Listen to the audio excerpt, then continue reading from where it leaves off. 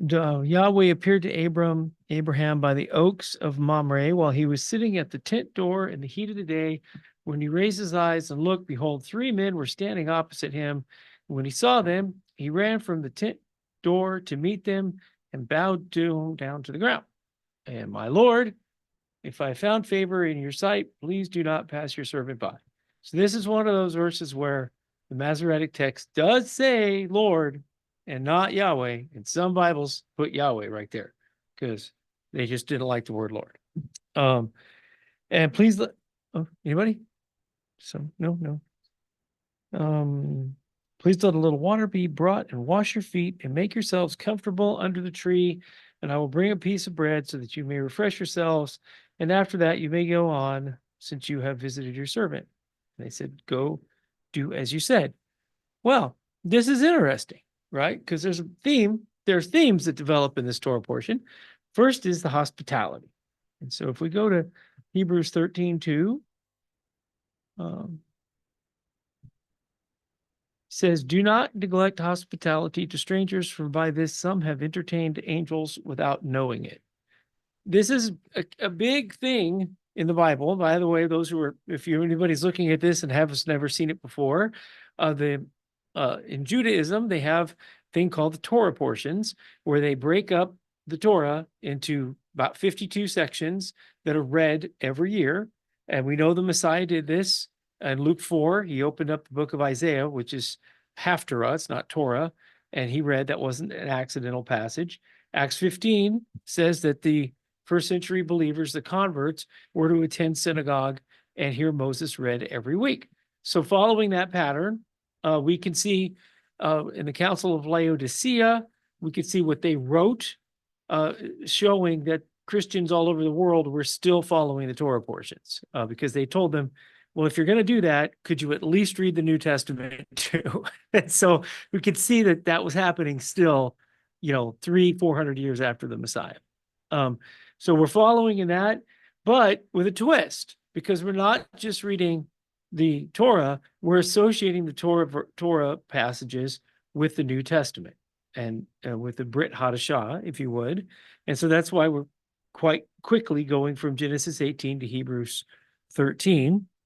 And entertaining the angels is starting off on the right foot. It's the opposite of our society today.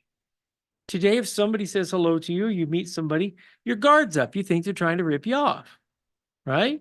And that's happening a lot. There's a lot of random violence and everything. But the biblical way that we're supposed to treat each other is you start with a blank slate. You start with benefit of the doubt. You start with hospitality. These people are traveling. They might be hungry, right? Rather than being suspicious, you want to start off with being hospitable.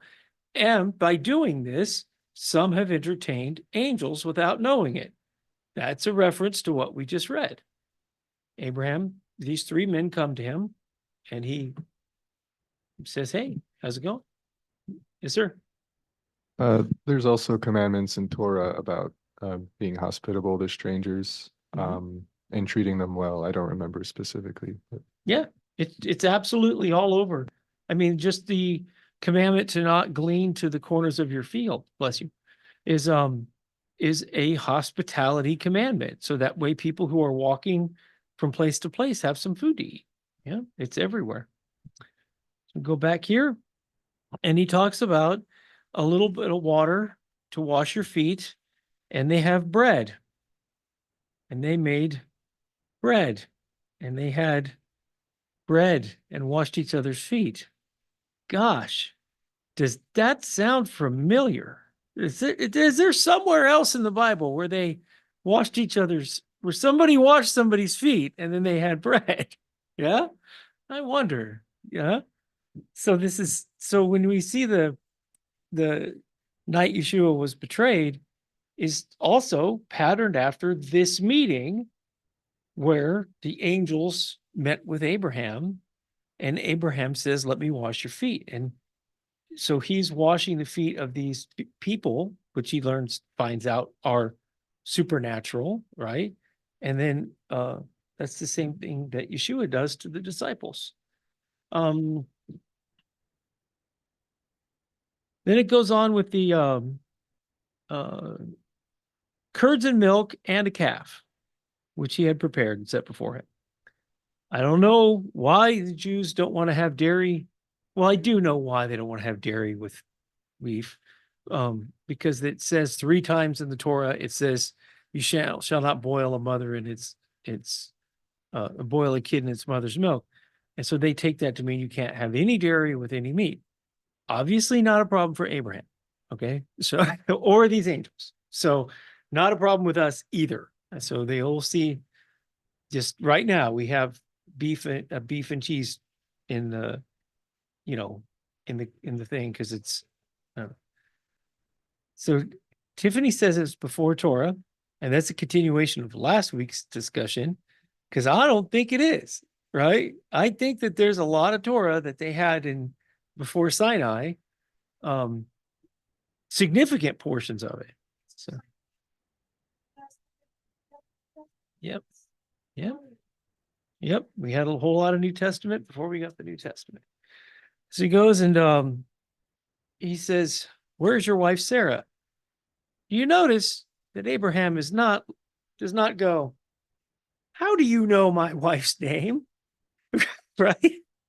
He should be a little bit, oh, hey, wait a minute, what just happened here? Right? And you're going to have a son. Abraham and Sarah were old, advanced in age, past childbearing. She laughed to herself, saying, "After I've become old, can I have a child? Is there anything too difficult to do for Yahweh? At the appointed time, I will return to you at this time next year, and Sarah will have a son." And she said she didn't laugh. Oh, but you did, right? So the men rose up from there and looked down toward Sodom, and Abraham was walking. It says, and Yahweh says, "Shall I hide from Abraham what I'm about to do?" So it's curious that he asks that. But before we had something else to say. Anyway, you guys chime in whenever you want to, because we kind of got to go fast in order to get through all of this. But is he going to hide from Abraham what he's about to do? And Abraham will become a great and mighty nation. He's chosen him. Yes, sir. Go ahead. I think it says in one of the prophets, I think one of the last ones, that he reveals everything to the prophets first before he does it. Yes, I believe that's Malachi. Yep. Yep. I actually have used that a lot, right? And because when people come up with new thoughts in the New Testament, right? Because there's plenty of new information in the New Testament to go around, right? But when they come up with new ideas, one of the questions you can ask, and it doesn't always have to do that. He can just do something out of the blue. But when you talk about significant events like the birth of the Messiah, the identity of the Messiah, right? These things, right? People say that, certain say things are true today. Well, where's the prophecy about that? Right? Where's that alluded to in the Old Testament? Second witnesses. A lot of people use the second witness thing to mean that the Bible has to say everything twice for it to be true. But that's not the case. But it's nice when it does.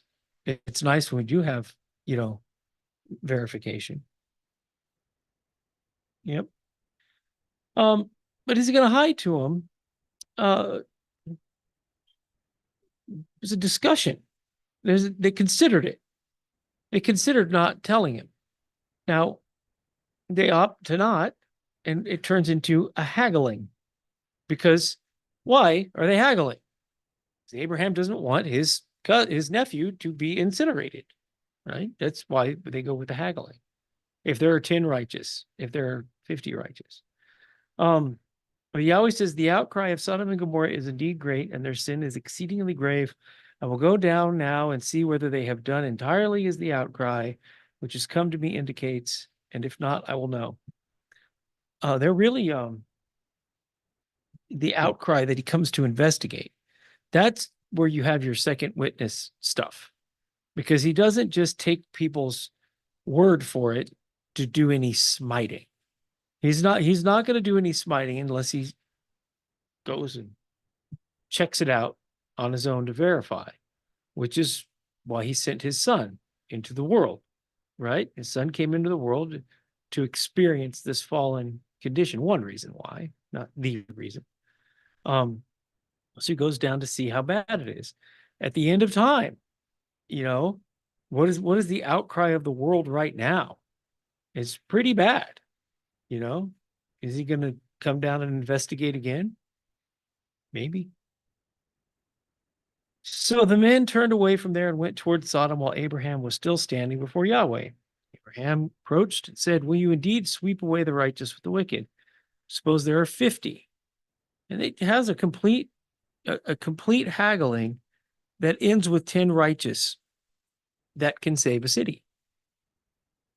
So is there a lesson there for us? Can 10 righteous people save a city? Yes. Or they could be removed from the city so the city can be destroyed. That's an interesting thing to see just how little righteousness there has to be for Yahweh to not do the smiting. He's giving people lots of latitude and lots of, choice. Everett? Yeah, it only took one Moses to save Israel. Mm-hmm. Yep. There you go. So they go down and, as soon as he had finished Abraham, Yahweh departed and Abraham returned to his place. So they found 10. So now 2 angels come to Sodom in the evening as Lot was sitting at the gate of Sodom. When Lot saw them, he stood up to meet them and bowed down with his face to the ground and says, "Behold, my lords, please turn aside into your servant's house and spend the night, wash your feet, that you may rise early and go on your way. No, but we shall spend the night in the public square." Notice how the hospitality is a family trait. The hospitality. Lot knows it's a dangerous place to be, and he sees strangers, and he doesn't put up his dukes, put up his defenses. He says, "Let me wash your feet and come on into my house." Well, it's Yeshua says, "Let me wash your feet so you can come on into my house," and be protected from all the evil that's out there. It's also okay to bow to an angel. That's the bowing can also use the word worship. Now, it's a matter of degree. They're not calling the angels, gods or anything like that. It's just respect. It's honor. It's a culture thing. Now, for us, it seems very strange because only Asians bow today, and our culture is we're not bowing to any king, right? We're sovereign Americans, right? Someday every knee is going to bow and every tongue will confess. And again with the Hebrews 13:12, Lot and Abraham are related, so they both treat guests well. Hospitality is one of the chief traits of believers. In a world that's really fallen, right? These angels are walked into Sodom right before Sodom got incinerated, and they got greeted by the righteous with hospitality. We don't have this problem. We are always overly hospitable when people come to us or anything, but that's when we're doing what we're supposed to, so we can, pat ourselves on the back every once in a while,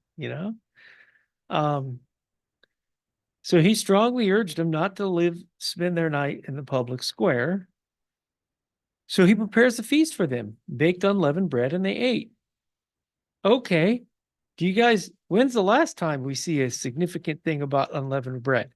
Could it be right before everybody ran out of Egypt and Egypt got destroyed, right? This is a total allusion to that they're eating unleavened bread the night before they run out of the city that's going to get smoked.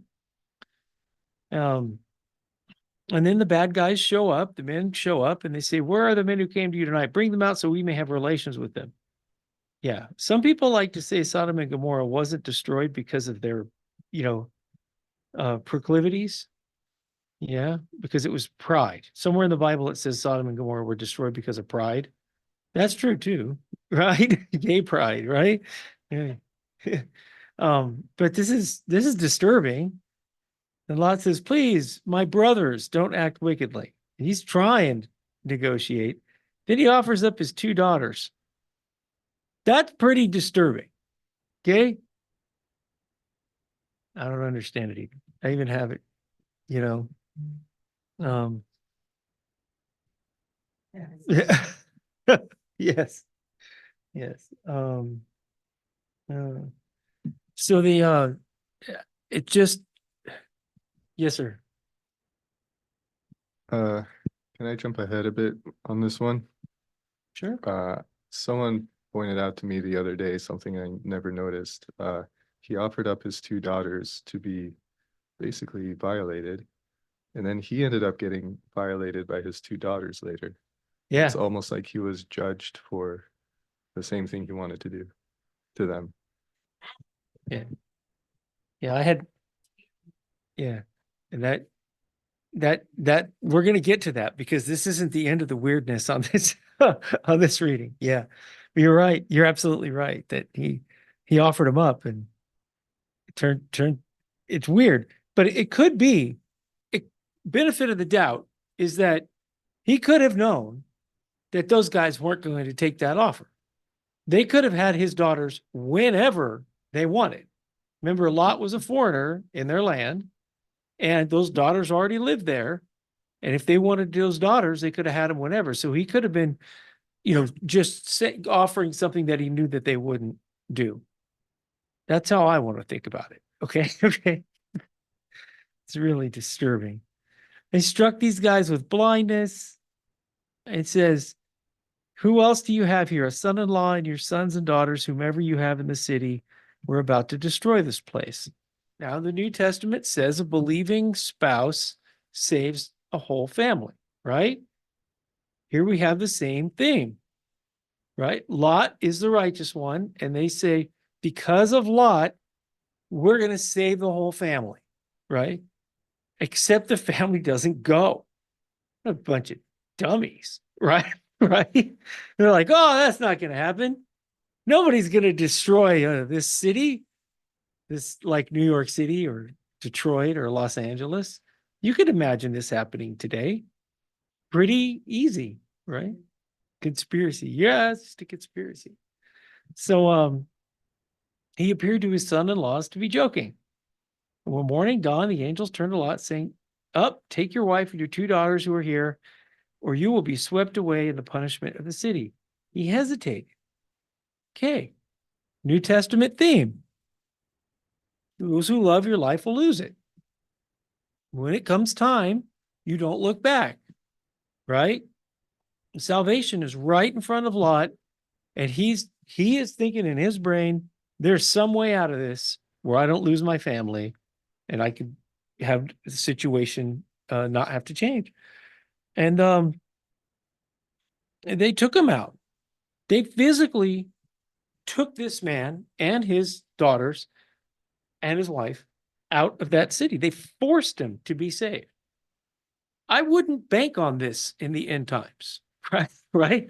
I don't think this is a good idea. Okay. I don't think this level of stubbornness is going to go over well, especially for those of us who study the Bible. Now, he says he can't make it to the mountains. These guys are always haggling. Let me go to this city, right? Right? He's a city dweller. Okay, fine. You can go, right? They escape to a town named Zoar, which also makes it really weird what happened with the daughters, because we know this town didn't get smoked. Towns have people in them. That's why they're towns. So they weren't the only people on earth when his daughters did the deed that they did. Yeah. So this is a verse that is a mystery. And this is where people come up and say there are two Yahwehs, because it says Yahweh rained brimstone and fire on Sodom and Gomorrah from Yahweh out of heaven. I don't know. I don't know what to make of that. Maybe there are two Yahwehs, or maybe this is some poetic language that we don't comprehend. But it is an odd verse. Do we make doctrines based on odd verses? Go ahead, Everett. Isn't it typical for Hebrew speakers to repeat themselves? Yes. Yeah. Yeah. That's it. Yeah. So, oh, Ross is here. But Lot's wife looked back and became a pillar of Saul's. Yeah, there's going to come a point where the former things are not remembered, right? Because Lot and Abraham have to see these wicked things happen. Noah has to see everybody destroyed. They have to carry those things with them for the rest of their lives. Same with our warriors. You know, we just had Veterans Day. It was kind of nice. I was in the Minneapolis airport at 11/11 on 11/11, and they played taps. And it was pretty interesting to see all the veterans, like a bunch of robots that we are, just stand up and find a flag and just stand at attention. And but that's, you know, the warriors in the past 20 years have had to go into very awful places, Fallujah, Ramadi, right? They are messed up. All the death and destruction and what the Islamic people do to their own people. At some point, I mean, these guys have to carry this for their whole lives. They have to deal with it. But at some point, the former things are not going to be remembered. All the misery of this life is going to be a thing of the past. And his wife looked back. Whoops. She should not have done that. And Abraham went up and got up early in the morning and went to the place where he had stood before Yahweh. And he looked down to Sodom and Gomorrah toward all the land of the surrounding area. And behold, he saw the smoke of the land ascended like the smoke of a furnace. He's probably a little worried about his cousin right about here. Remember, he took 300 guys to go to war to save his nephew, rather, right? And, you know, he probably didn't want to do that for nothing. Right, right. So look what the Septuagint says about this, though. He looked toward Sodom and Gomorrah and toward the surrounding city and saw, behold, a flame went up from the earth as the smoke of a furnace. Like a volcano incinerated, like the flame came out of the earth and destroyed it all. And when Lot went to Sodom and Gomorrah, it was Goshen. It was a pasture land. It was beautiful. It was lush. It's not that anymore. It's that whole area is not even fit for a Gila monster or a scorpion. It's a terrible place to be. I think that this is probably when all that happened, you know? 31 to 37. So Lot went up from Zoar, and he stayed in the mountains, and his two daughters with him, for he was afraid to stay in Zoar. And he stayed in a cave. And then the firstborn said to the younger, our father is old. There's not a man on earth to come into us after the manner of the earth. It's just not true. They were in the city and they left the city. I don't know. But it's very, very disturbing. And we're going to look at 1 Corinthians 5:1.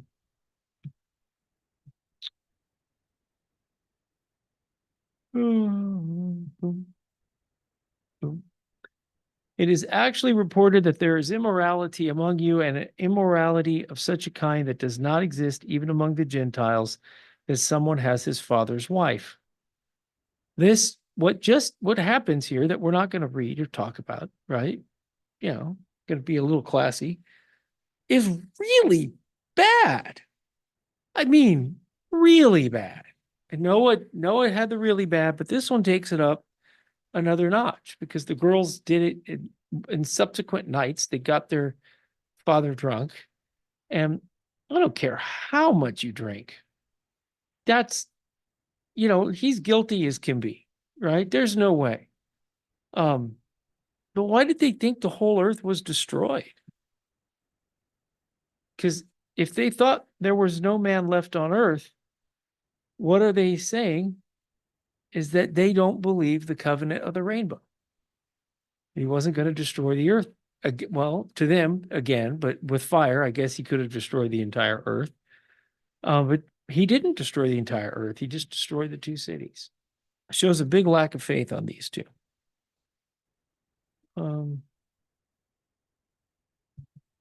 Moab comes from this, the Moabites. What do we know about the Moabites? Isn't that one of the tribes that Israel is never allowed to intermingle with? Yeah. Pretty bad. So if you decide to force an issue and make descendants that maybe Yahweh doesn't actually want to have, you can expect that to not work out well. I don't know that we're happy about the Moabites. Yes, Ross. I was just wondering, wasn't Ruth a Moabite? Yeah. Yeah. There you go. But She why was that converted. allowed? Yeah. Why wasn't she? Well, it was to the 10th generation. They weren't allowed a Moabite. Yeah. Yep. She was allowed. And then when the Nehemiah and Ezra read it, they took it literally as well. So, but you're right. Ruth was a Moabitess. Yeah. Yeah. So, Genesis 20, if I can find my mousey. Abraham journeyed from there toward the land of the Negev and settled between Kadesh and Shur. He sojourned in Gerar. Obviously, still people on the earth, right? He said, of Sarah's wife, she's my sister. So Abimelech, king of Gerar, took Sarah. Why does he keep doing this? Does anybody have any insight as to why he keeps doing this?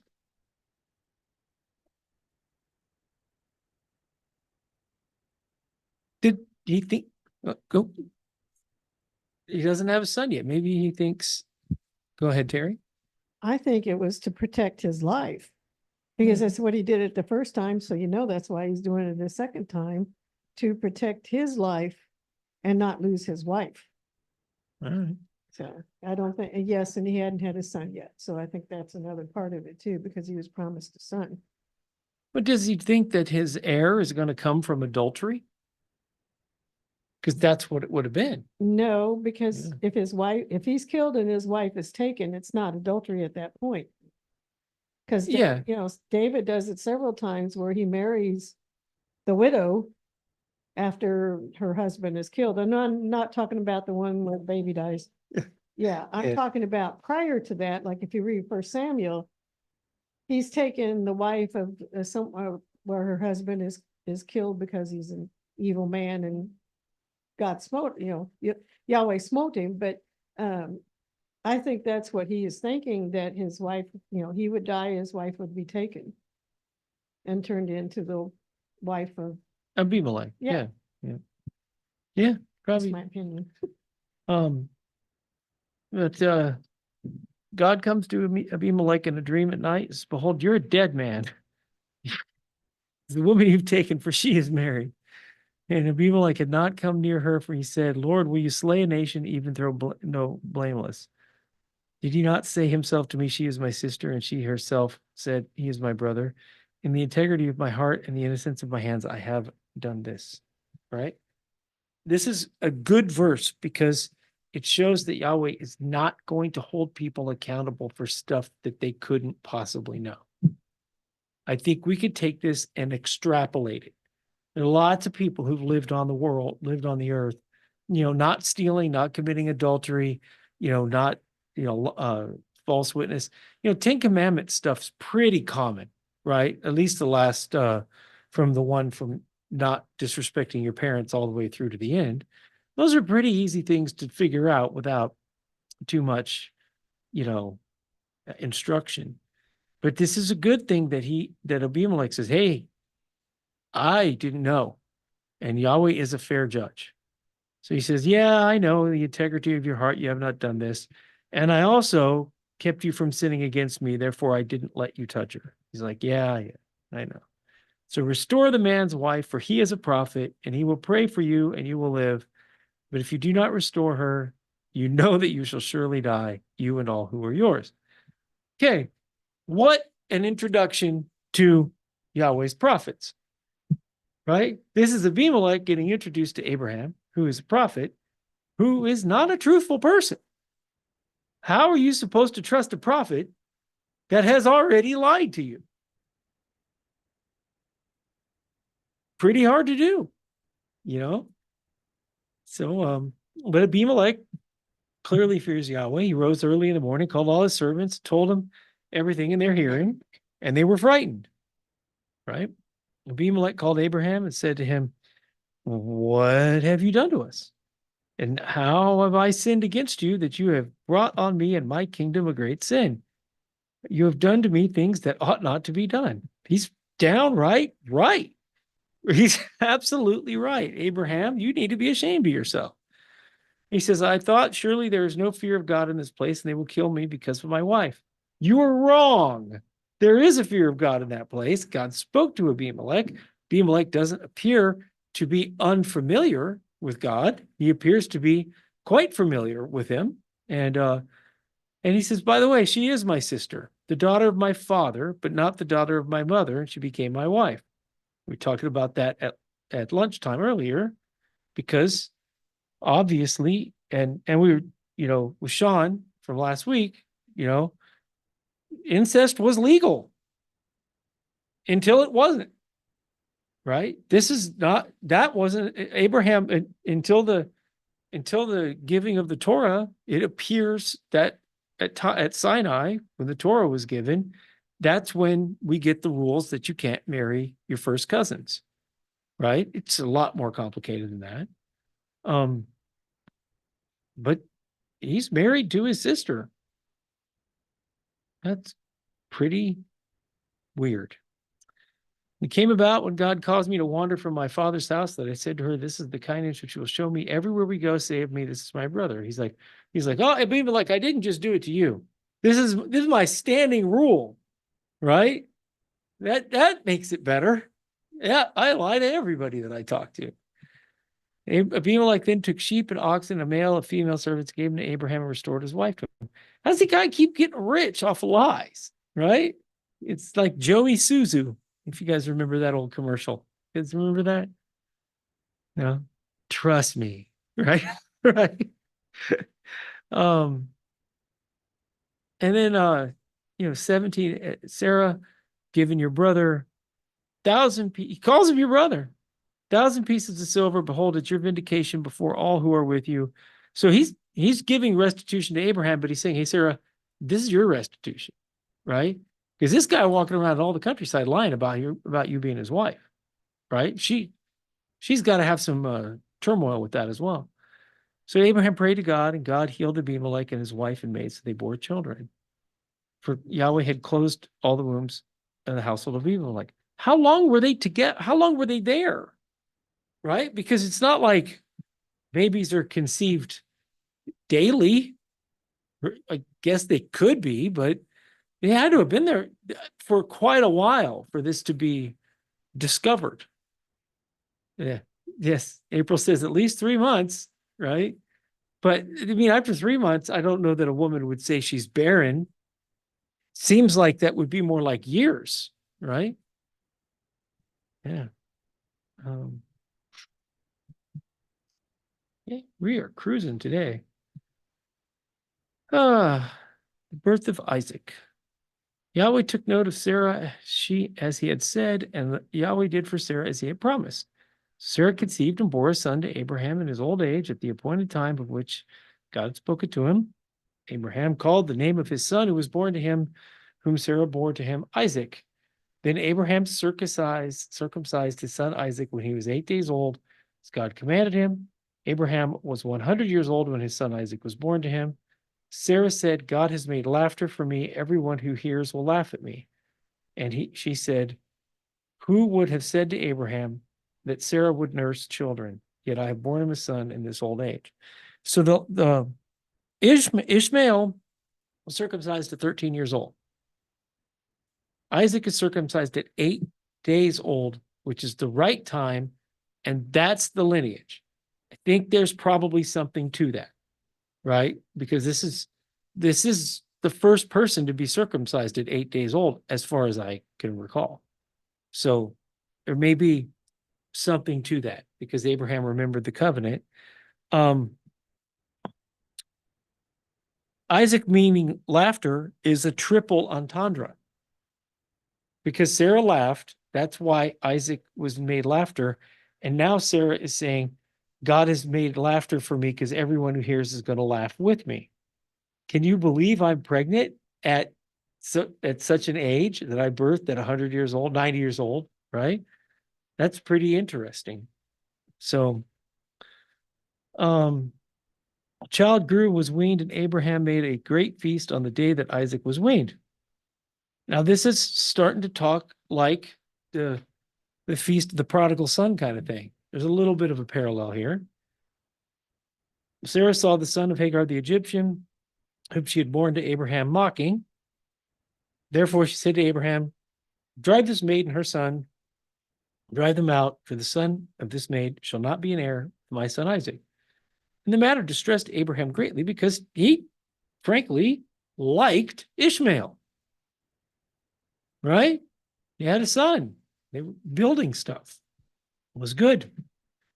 God said to Abraham, don't be distressed because of the lad and your maid. Whatever Sarah tells you, listen to her, for through Isaac your descendant shall be named. And of the son of the maid I will make a nation also, because he is your descendant. So Abraham arose early in the morning and took bread and a skin of water and gave them to Hagar, putting them on her shoulder, and gave her the boy and sent her away. And she departed and wandered about the wilderness. Can you imagine that?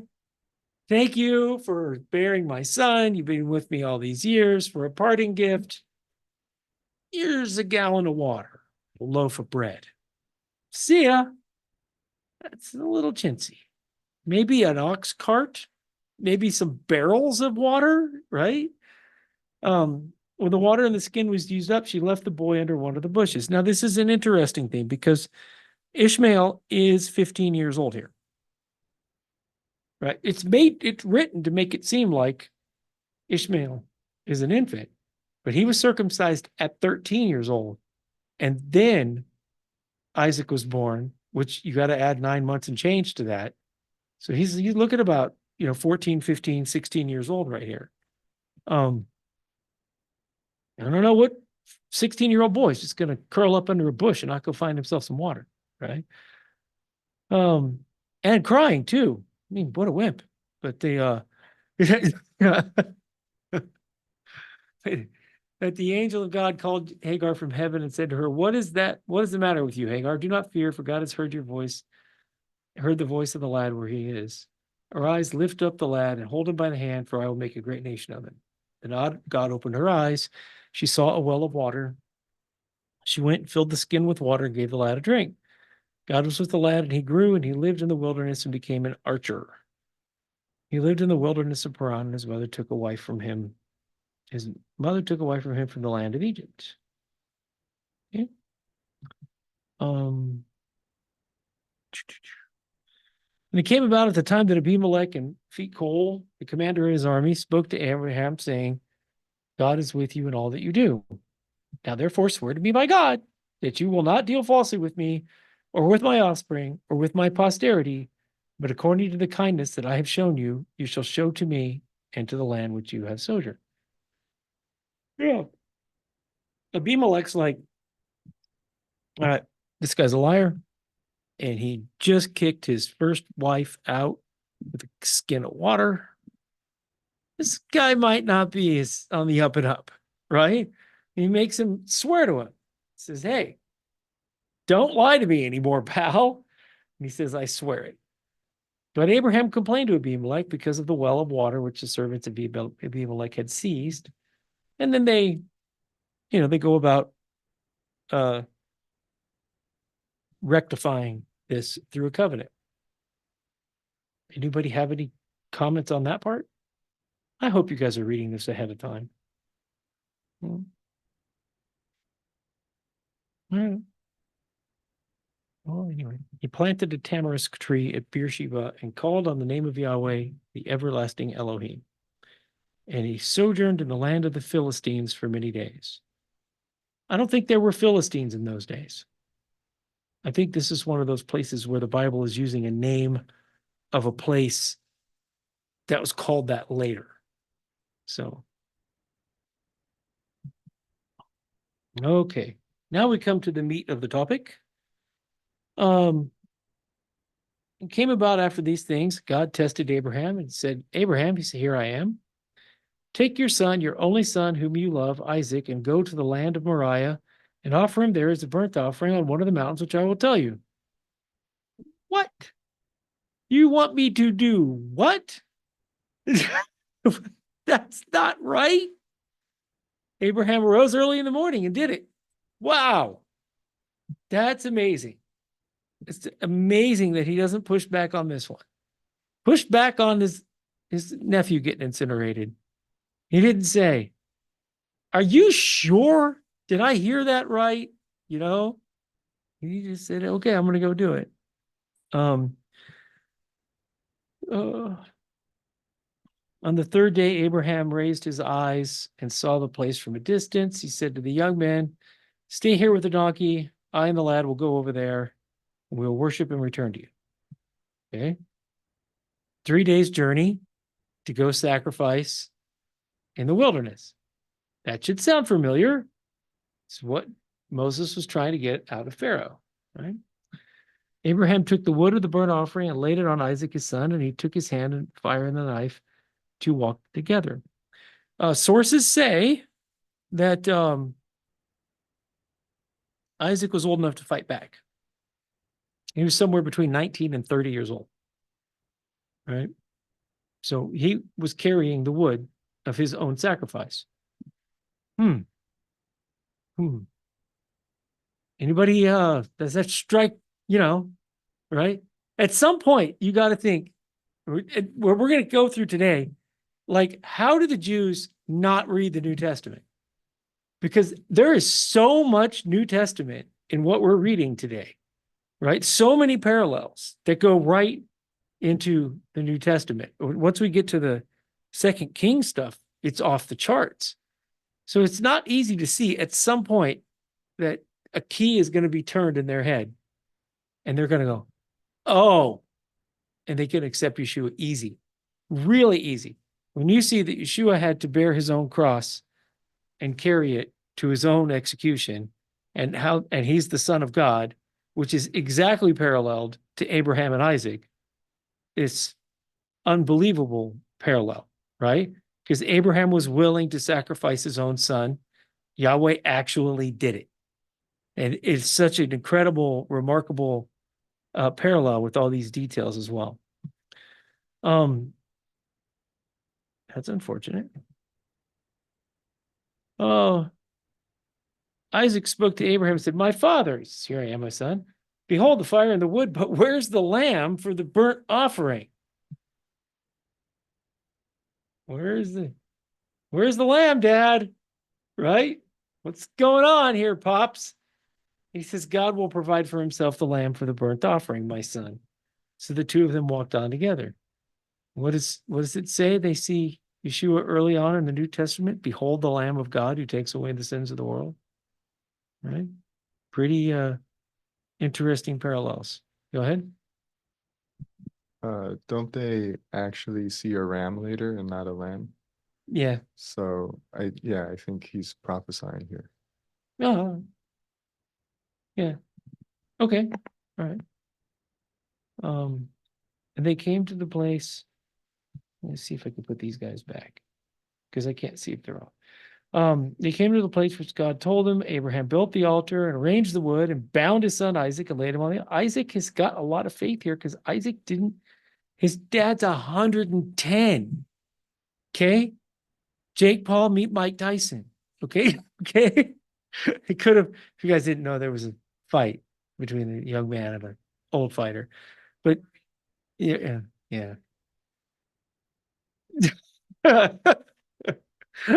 Everett, go ahead.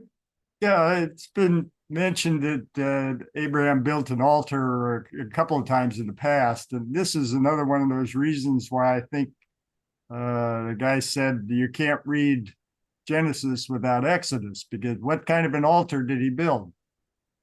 Well, those people that took part in the Exodus knew what kind of an altar was originally described, an altar of uncut stones or earth, which could be built and used the same day.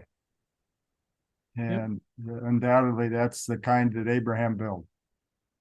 Oh, without doubt. And anecdotally, David did it too. So it did not stop with the Torah. David did the same thing long time after the Torah came. Yeah. Yep. Abraham stretched out his hand and took the knife to slay his son, but the angel of Yahweh called to him from heaven and says, Abraham, Abraham. And he says, here I am. Do not stretch out your hand against the lad and do nothing to him. For now I know that you fear God, since you have not withheld your son, your only son, from me. What a high bar.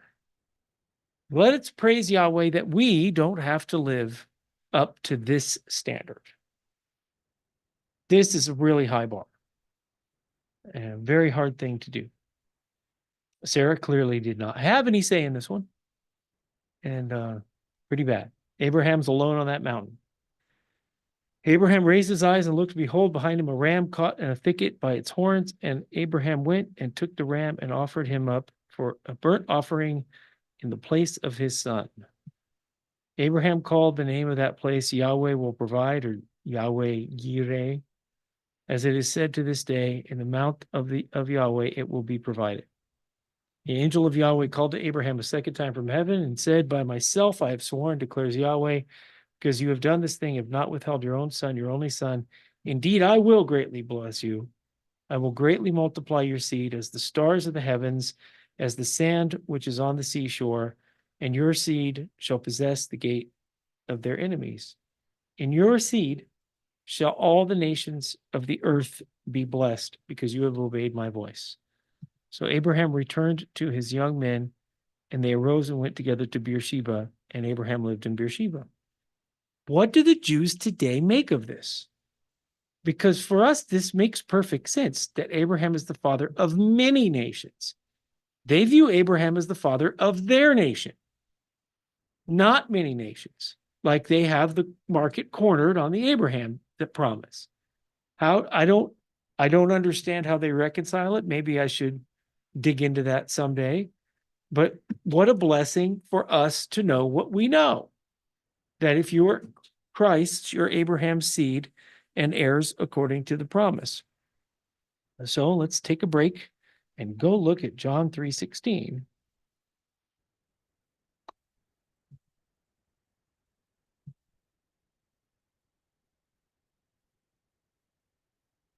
So this is Yeshua talking to Nicodemus, a ruler of the Jews, by a man.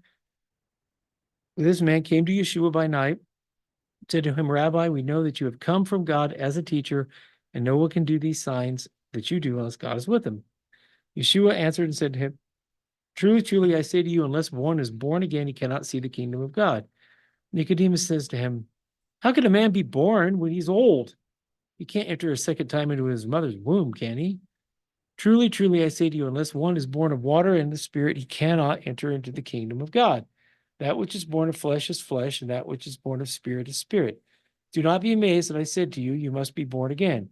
The wind blows where it wishes, and you hear the sound of it, but you do not know where it comes from or where it's going. So is everyone who is born of the Spirit.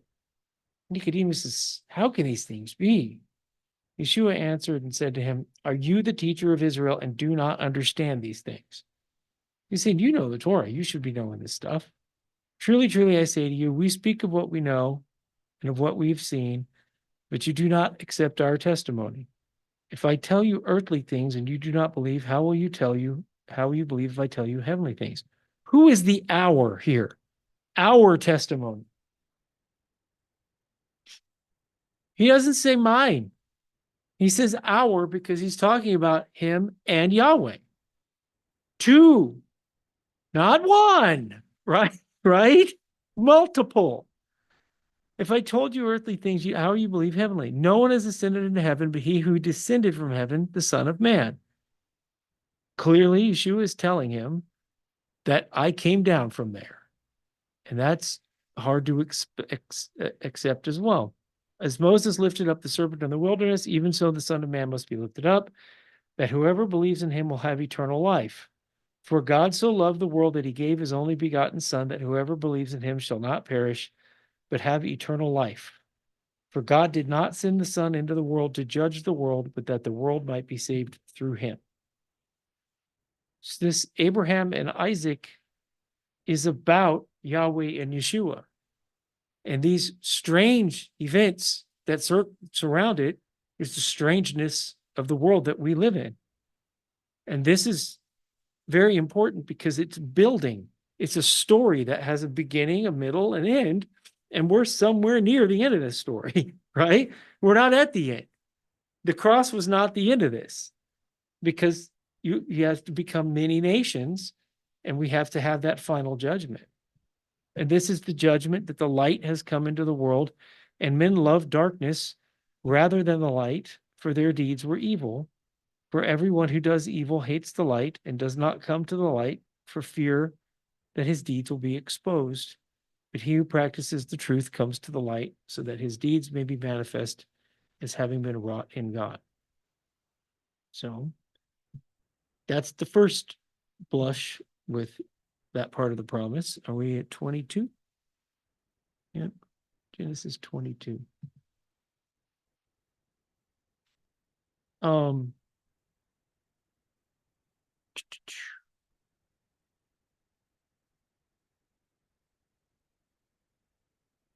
So all the nations of the earth shall be blessed because you have obeyed my voice. We're going to get to that part later. Abraham returned to his young men, and they arose and went to Beersheba, and Abraham lived at Beersheba. Now it came about after these things that he was told of Abraham, behold, Milcah has borne children to your brother Nahor, Uz his firstborn, and Buz his brother, and Kemuel, the father of Aram, and Kesed, and Hazo, and Pildash, and all of these guys. And so this is starting to talk about his family expanding. All right. And he talks about the promise again. Anybody else before we move on?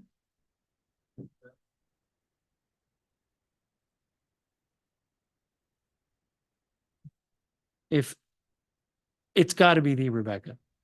If a woman's name is recorded in the Bible, it is a big deal, right? Right? It's either a big deal good or a big deal bad. Mostly it's a big deal good. Yeah. That's, well, I use my cheats. Yeah. Yep. I think that's the Rebecca. Padanaram. Yeah. Mm-hmm. Yeah. So now we go to 2 Kings 4, 1 through 37, where we will experience another set of confusion as to why the Jews do not read the New Testament. 1 Kings 4. No. 2 Kings 4. So Elisha and the widow's oil. I got to go get a tissue. I'll be back. Start reading.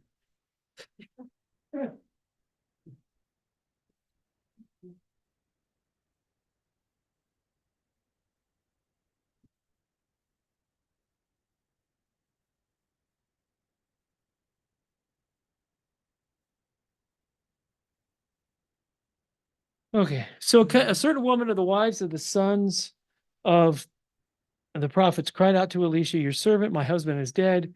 You know that your servant feared Yahweh, and the creditor has come to take my 2 children to be his slaves. Elisha said to her, what shall I do for you? Tell me, what do you have in the house? She said, your maidservant has nothing in the house except a jar of oil. He says, go borrow vessels at large for yourself from all of your neighbors, even the empty vessels. Do not get a few. And you shall go in and shut the door behind you and your sons and pour out into all these vessels, and you shall set aside what is full. So she went from him and shut the door behind her and her sons, and they were bringing the vessels to her, and she poured. When the vessels were full, she said to her son, bring me another vessel. He said, there is not one more. The oil stopped. She came and told the man of God, and he said, go sell the oil, pay your debt, You and your sons can live off the rest. This is not a random woman. She is one of the wives of the prophets. So she knows to go to the prophet, and she does exactly what she's told without any hesitation. Okay. So that's something where I like to make note in the Bible when people do that. Here I am, right? When they say here I am, that means I'm going to do what you tell me to do. And they do it without hesitation. It's the first reason why this lines up with the Torah portion, because this lady does exactly what the prophet tells her to do, just like how Abraham did exactly what Yahweh told him to do. But it's also faith plus works. She went asking for help and had to believe it and do it. You don't just get to say, I believe without the do. You got to believe and you got to do. Faith without works is dead. Your faith has to produce some sort of action in order to be valid, right? Because it says the demons believe and tremble, right? The demons believe that there's a God. They were created by him, right? That belief does not save them, right? There came a day when Elisha passed over to Shunem, where there was a prominent woman, and she persuaded him to eat food. And so it was, as often as he passed by, he turned in there to eat food. Right? Why wouldn't you do that? She said to her husband, behold, I perceive this is a holy man of God passing by us continually. Please let us make a little walled up chamber, and let us set up a bed for him there, and a table and a chair and a lampstand, and it shall be when he comes to us that he can turn in there. One day he came there and turned into the upper chamber and rested. Then he said to Gehazi, his servant, call the Shunammite. When he called her, she stood before him. He said, oh, say now to her, behold, you have been careful for us with all this care. What can I do for you? Would you be spoken for in the king or the captain of the army? And she answered, I live among my own people. Very humble lady. And the hospitality angle. She says, hey, this is a good guy. He keeps coming by. Why don't we, make him comfortable, make him a home. Very, very nice. And being nice first. Entertaining angels can also mean entertaining prophets, because they're all messengers of God. So in Hebrews 13:2 says, some of them entertain angels. You can plug in prophets there kind of synonymously, not a lot, but they're messengers, right? So he said, well, what then is to be done for her? And Gehazi answered, truly, she has no son and her husband is old. He said, call her. When he called her, she stood in the doorway. She said, at this season next year, you will embrace a son. She says, oh no, Lord. Again, here, she's calling him Adonai. She's calling him Lord, right? Not a problem. Not a lot of people make it a problem. Not a problem. Man of God, do not lie to your maidservant. The woman conceived and bore a son at that season next year, as Elisha said to her. Well, here we have the same thing that happens to Sarah and the same thing that happens to Elizabeth, right? So just get the Jewish people to read the New Testament just one time, right? Right? These and the oil with the the oil overflowing, that's also reminiscent of the miracle of Hanukkah, if you believe the miracle of Hanukkah. Hospitality resulted in a son. She was very humble and asked for nothing in return for her kindness. Abraham fed the angels and got a son. You guys see that? He fed those angels the second he met them, and that's the instance when they got the prophecy that Sarah's going to have a baby. So when the child was grown, the day came, he went out to his father and to the reapers. And he said to his father, my head. And he said to his servant, carry him to his mother. He had some kind of cancer or something. We took him and brought him to his mother. He sat on her lap until noon, then died. She went up and laid him on the bed of the man of God and shut the door behind him and walked out. I wonder if she's thinking, what good did this do me? Right? And she called her husband and said, please send me one of the servants and one of the donkeys that I may run to the man of God and return. He said, what will you go to him today? There is neither new moon nor Sabbath. She says, it'll be well. It'll be well. And then she saddled the donkey, said to her servant, drive and go forward. Do not slow down to the place for me unless I tell you. She went up and came to the man of God at Mount Carmel. When the man of God saw her at a distance, he said to Gehazi, his servant, behold, there is the Shunammite. Run now to meet her and say, is it well with you? Is it well with your husband? Is it well with the child? She said, it is well. And she came to the man of God on the hill and caught hold of his feet. And Gehazi came near to push her away. The man of God said, let her alone, for her soul is troubled with her in her, and Yahweh has hidden from me, who was not told to me. Does this ring a bell? Right? Lazarus dies. 4 days, they go to resurrect him. Right? The servant of the centurion dies, or the child of the centurion dies, and Yeshua resurrects him from far away. I mean, so when you read the New Testament, and I like to say that, you know, every reference should be in all caps. It should be, it's almost every sentence is a quote from the Old Testament or a referral to the Old Testament. It's such a cohesive story that it's quite the shame that the Sunday Christianity has just, you know, neglected it, because it's such a cohesive story. And she says, did I ask for a son? Did I not say, don't deceive me?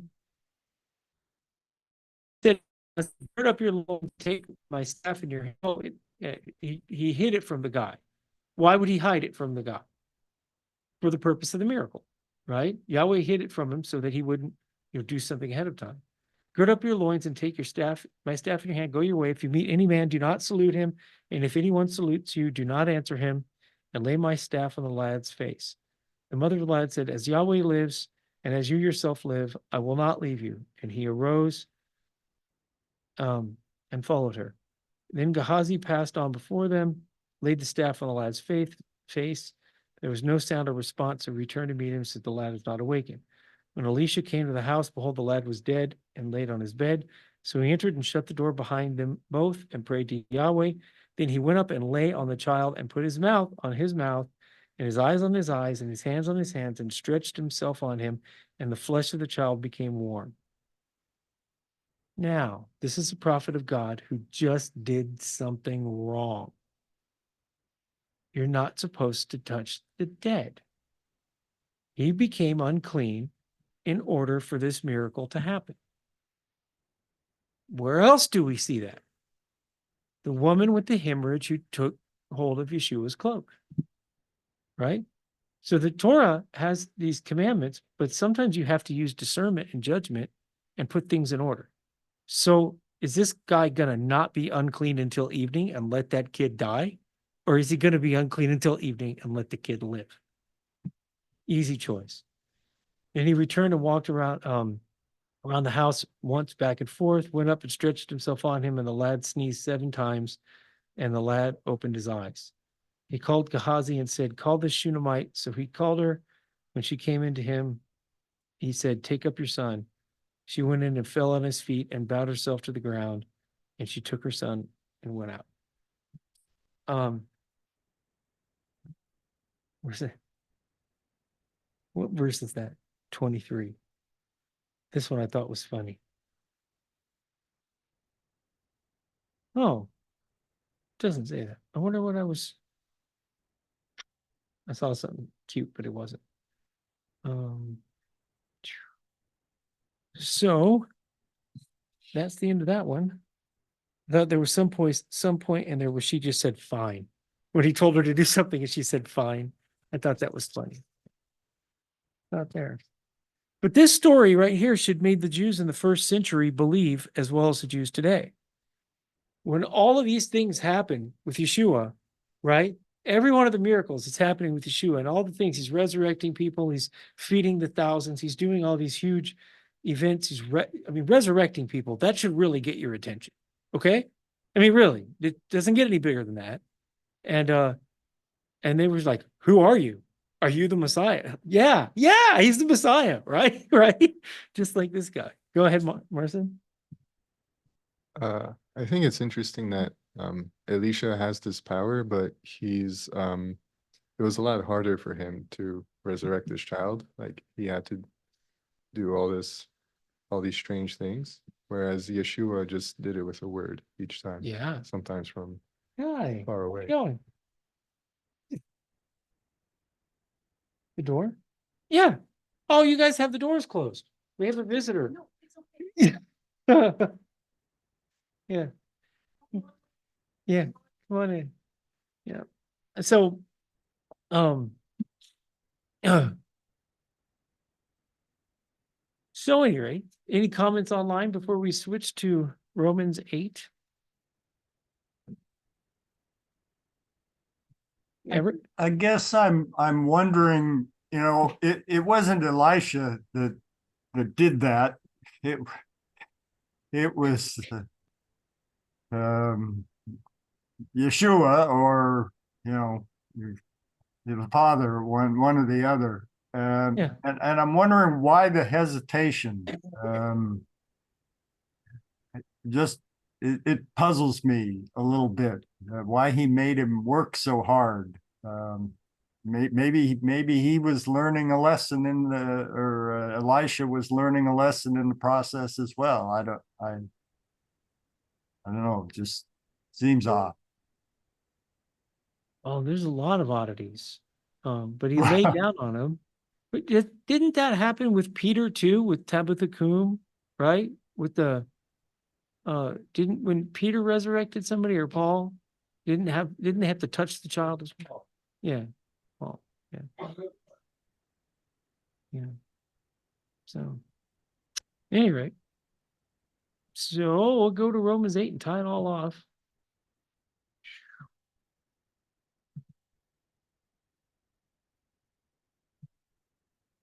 So there is now no condemnation for those who are in Messiah Yeshua, for the law of the Spirit of life, Messiah Yeshua, has set you free from the law of sin and death. For what the law could not do, weak as it was through the flesh, God did, sending his own Son in the likeness of sinful flesh, and as an offering for sin, he condemned sin in the flesh. So all these things we read in the Torah and the Haftarah are building towards Yeshua, to where we see the puzzle pieces come together, and Paul here is explaining it in a chapter, even though he didn't write with chapters, so that the requirement of the law might be fulfilled in us who do not walk according to the flesh, but according to the Spirit. The requirement of the law is death for sin, and Yeshua paid that for us. For those who are according to the flesh set their minds on the things of the flesh, but those who are according to the Spirit, the things of the Spirit. For the mind set on the flesh is death, but the mind set on the Spirit of life is peace. Because the mind is set on the flesh is hostile toward God, for it does not subject itself to the law of God, for it is not even able to do so. This is where those who don't follow Torah are kind of out to lunch, because they say we're in the Spirit now, so we don't have to do the law. But that's the opposite of what this says. If you're in the Spirit, you will subject yourself to the Torah. That's what Paul is saying here. He's saying the people who are of the flesh, the people who are carnal, are the ones who push away from the Torah. And those who are in the flesh cannot please God. Those who are carnal can't. However, you are not in the flesh, but in the Spirit, if indeed the Spirit of God dwells in you. But if anyone does not have the Spirit of Messiah, he does not belong to him. If Messiah is in you, though the body is dead because of sin, yet the Spirit is alive because of righteousness. But if the Spirit of him who raised Yeshua from the dead dwells in you, he who raised Messiah Yeshua from the dead will also give life to your mortal bodies through his Spirit who dwells in you. 12 to 14 is where I have notes. So then, brethren, we are under obligation not to the flesh to live according to the flesh, for if you are living according to the flesh, you must die. But if by the Spirit you are putting to death the deeds of the body, you will live. For all who are being led by the Spirit of God, these are the sons of God. This is that living in the Spirit means to keep the commandments. Means that you have surrendered yourself and you're going to keep the Torah. Living in the flesh is opposite. I already spoiled that note. Darn it. If you've not received a spirit of slavery leading to fear again, but you have received a spirit of adoption as sons, by which we cry out, Abba, Father. We get to call God our Father because of the blood of Yeshua, who allows us to be adopted children of Abraham and heirs according to the promise. That's what the Genesis account with Isaac and everything up into that, with Yahweh constantly telling Abraham, I'm going to make you the father of many nations. I'm going to make you the father of many nations. Now I know you haven't withheld your own son, because Yahweh didn't withhold his own son, which allows us to be grafted in and become that promise. We get to become Abraham's children through the blood of Messiah by surrendering to the Spirit and following the commandments. The Spirit, it says himself, we like refer itself, but the Spirit himself testified with our spirit that we are children of God, and if children, heirs also, heirs of God, and fellow heirs with the Messiah, if indeed we suffer with him, so that we may be glorified with him. For I consider the sufferings of this present time are not worthy to be compared with the glory that is to be revealed to us. For the anxious longing of the creation waits eagerly for the revealing of the sons of God. For the creation was subjected to futility, not willingly, but because of him who subjected it in hope, that the creation itself also will be set free from its slavery to corruption into the freedom of the glory of the children of God. At some point, the world is in a fallen state, top, middle, and bottom, not just mankind, right? At some point, the creation is going to be set free of the corruption and this sin and death cycle. At some point, there's going to be a complete restoration where we just enter into life. And it's going to be life, and all of creation is going to have life. No more slavery to corruption. For we know the whole creation groans and suffers the pains of childbirth together until now. And not only this, but we also ourselves, having the first fruits of the Spirit, even when we ourselves groan within ourselves, waiting eagerly for our adoption as sons, the redemption of our body.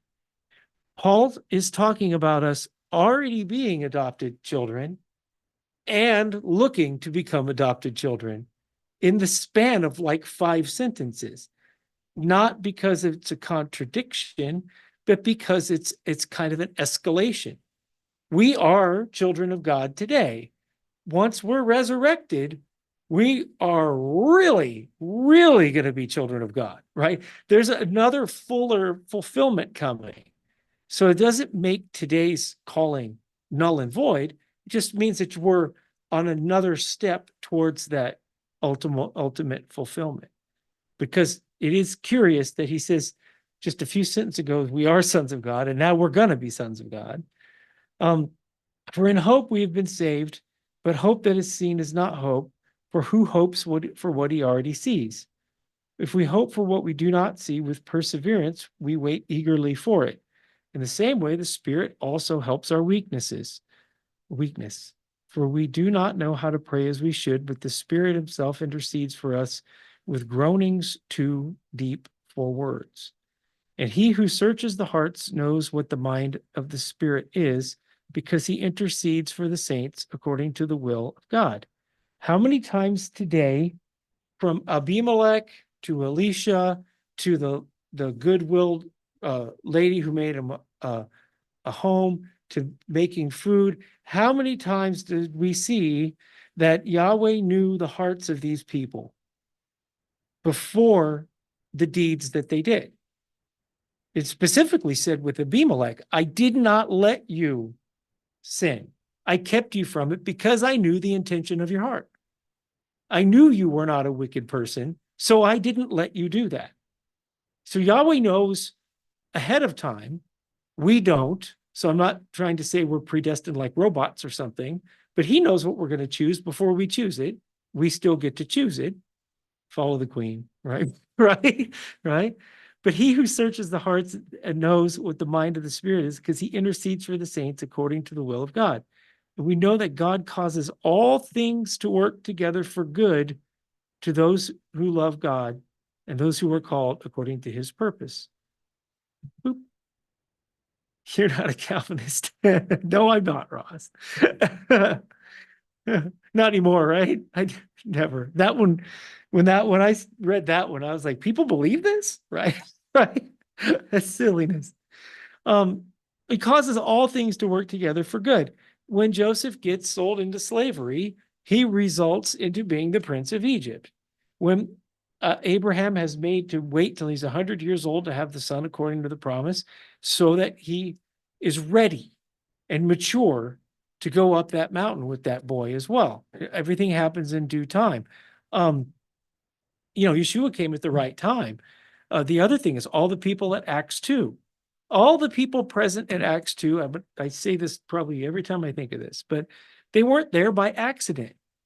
Every one of them, Scythians and barbarians and people from all these different nations, had lives that led them to choose to be in Jerusalem for that Pentecost, so that they chose to make that pilgrimage to be there on the day that the Ruach HaKodesh fell on the apostles, and they witnessed it so that they could be there. Yahweh knew at the foundation of the world that every person that was going to be there, all their lineages, all their parents and their grandparents and their great-grandparents and the pilgrimages their ancestors made across the world and the career paths that they took, everything that they took led them to be at that moment in time so that the gospel would go forth from Zion, so that they would witness the Holy Spirit come down. They would hear Peter say, "This Jesus whom you crucified, whom God raised from the dead," right? They would hear that speech and carry that back to their home synagogues so that the word would go forth. All things work together for good to those who love God. For those whom he foreknew, he also predestined to be conformed to the image of his Son, so that he would be the firstborn among many brethren. The reason we call each other brothers and sisters is because we are adopted into the family of God through the blood of Messiah. And these are whom he predestined, he also called, and these whom he called, he also justified, and these whom he justified, he glorified. What then shall we say to these things? If God is for us, who is against us? He who did not spare his own son, but delivered him over for us all, how will he not also with him freely give us all things? So, Abraham and Isaac, then what do we have? The next mediator, Moses. Moses goes up the mountain in Exodus 32, says, Yahweh, if you're going to kill them, blot me out of your book. Says, if you're going to kill and start over, take me with them. And he was offering up his own eternity to mediate for the children of Israel. Yeshua came and voluntarily died so that those who believe in him can have eternal life. He bore our sins. He did die. Moses volunteered to die. Yahweh didn't make him do that, right? Yahweh didn't make Abraham actually kill his son. But those are foreshadowing of him letting his own son die on the cross to be resurrected 3 days, 3 nights later, which is all this stuff points towards that. Who will bring a charge against God's elect? God is the one who justifies. He who is the one who condemns. Messiah Yeshua is he who died, yes, rather who was raised, who is at the right hand of God, who also intercedes for us. Who will separate us from the love of Messiah? Will tribulation or distress or persecution or famine or nakedness or peril or sword? Just as it is written, for your sake we are being put to death all day long. We were considered as sheep to be slaughtered. But in all these things, we overwhelmingly conquered through him who loved us. For I am convinced that neither death nor life, nor angels, nor principalities, nor things present, nor things to come, nor powers, nor height, nor depth, nor any other created thing will be able to separate us from the love of God, which is in Messiah Yeshua, our Lord. Okay. I just rambled on for a chapter. Somebody has a comment, because this is all I have for today.